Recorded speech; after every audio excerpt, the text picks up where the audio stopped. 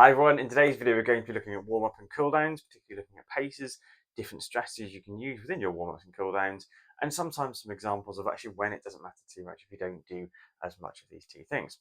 So first off, what is the point of the warm-up? Essentially we're looking to prepare the body, but also the neuromuscular system and the cardiovascular system, making it really ready to work and to run faster paces. Now we're going from obviously our normal state, which is often sat down or we've kind of got ourselves dressed, and then we're heading out the door. So if we're going into this quite quickly, we can really easily come across some problems. Now, if nothing else, we're just demanding a lot from our body and we're forcing a very quick adaptation. The worst case scenario is actually we can get injured very easily during this. So it's important that we do have a good warm up. Now, this might include a pre-run routine. Someone such as myself with a slightly more complicated body than would be normal, I end up having to do about 20 minutes or so of kind of physio-led exercises just to kind of get my individual quirks kind of worked out and ready to activate so that when I run relatively smoothly at the start point. You might need something much more simple, and there's absolutely nothing wrong with going out and just running an easy pace as well. As much as we are seeing a big shift off from our normal activity to then running, we are also very good at running. That's what our body is, one of the things our body is fantastic at. So going for a bit of a quicker walk to start off with and then into run is also absolutely fine. Now, this is one of the things that we often see people going far too quick in their warm-ups. The correct warm-up pace, again, there isn't such a thing. It is a very individual kind of metric. But what you can often look at is your marathon pace plus around about sort of 45 to 60 seconds per mile is not a bad gauge. Another time people would look at maybe their 5K pace plus 2 minutes per mile. This is one of the other kind of easy run pace that is another way to calculate your easy run pace essentially. I don't necessarily buy into that one entirely, but it's not a terrible gauge either. Now, although we have this marathon pace plus 45 to 60 second kind of rough marker, there are also some deviations. So you might want to run a bit slower. When it's cold, you might take a little bit longer to get into it. It's totally normal and it's absolutely fine if you do find that. Your body's going to feel a little bit stiff. You're not going to be moving as fluidly because, again, we're trying to coordinate our body better as part of the warm-up routine, whether you're doing, say, a physio-led type movement or pattern or something beforehand, or whether you're just running straight out the door and kind of building into it. But this is why we run easy, so that when we run harder, when we run with effort, we can run and we are much more on board. Our muscles are firing quicker, our brain is telling them what to do, we're more coordinated, more balanced, and the muscles, our tendons and ligaments are ready to do that work. Now, a cool down is a bit of a different thing.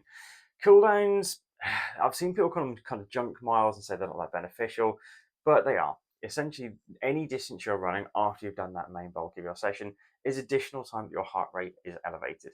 So you're gaining some cardiovascular benefit from that, even in a very small way. You're also working your muscular system, so you're still working those muscles and tissues to make them ready to run and get better at running. The other side of it as well is obviously from a safety point of view, returning our body to a more kind of pre-exercise state, bringing it down at that peak and making ourselves a little bit more ready just to go back into normal everyday life.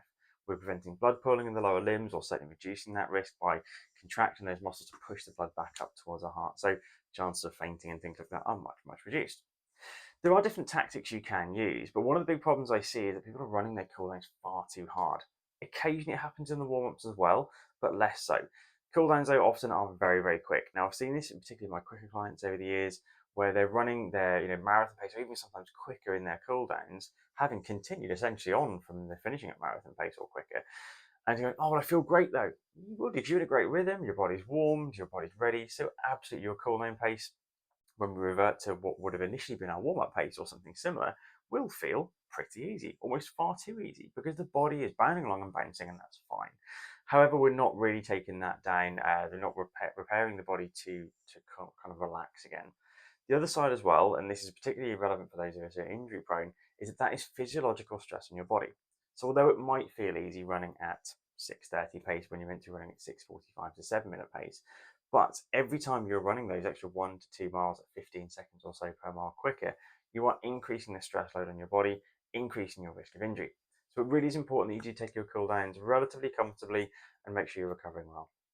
Now, there are tactics and times where you might not want to do that. So, for instance, I often do my longer runs and I'm then running around the house doing a million different things afterwards. So I don't tend to take my cool downs necessarily as long, sometimes as short as half a mile, because I'm going to be going straight into activity, having lunch standing up whilst I'm putting the dishwasher, filling the dishwasher, or putting a load of washing on the line or something similar. So it's not as important because I'm still moving around. I'm returning that body more gradually down. That's one thing that, again, arguably can be useful and can be a way to do it if you're going to be quite active afterwards, or if you're getting in the door and going straight on a dog walk or something as well. Now, the other thing we can do, and where there are some caveats, are something like fast starts or fast finish sessions. Now, a fast start session is exactly what it sounds like. I use these to mimic the start of a marathon or a race where I'm going to go and I'm just going to run hard from the start. But that also means that we need to do a proper warm up. So we still would do some mobilization, we do some pulse raising drills, essentially everything but the running element of the warm up you do before a race. This needs to be really thorough, and I wouldn't recommend this generally during the winter time when your body is physically going to be colder as well, unless you're in something like a gym where you're a bit warmer. But making sure that you go into these sessions can be really useful. I use them quite sparingly, and I don't run very long at that faster pace, just I'm not really kind of taking the nick essentially. The other way we can do it is a fast finish session, basically mimicking the progressive sprint finish that we maybe use at the end of a race as well.